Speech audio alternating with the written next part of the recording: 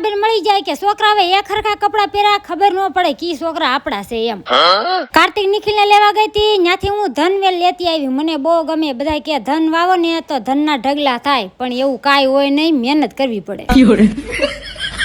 હા તો મહેનત વગરનું કાંઈ મળતું નથી. ધનવેલ વાવે ધનના ઢગલા ન થાય, મહેનત કરવી પડે. પછી હું મેં રસોઈ બનાવી નાખી. નરેશ જમીન જા તો પાછા આવ્યા ગિફ્ટ લઈ. અરે અમારે વીઆઈ માં હસોડું નેટ આવતું નતું, એટલે અમે વીઆઈ માંથી એરટેલ માં ગયા, એટલે નરેશ ને આપી દીધું મરસાનું કટર. હા તો હમણાં ચોમાસું બેહી ગયું છે, ભજીયા કરવા થાય. નરેશ કે નેટ પ્રોબ્લેમ છે ને હવે ઉપાડી નહીં. આ મારા ભાઈ છે ને મને 2 વાગ્યાના ફોન કરતા હતા, પણ હું છે ને ફોન સાયલેન્ટ કરીને હુઈ ગઈ. ઈ લોકો 4 વાગ્યા આવ્યા, ચા પાણી પાયા.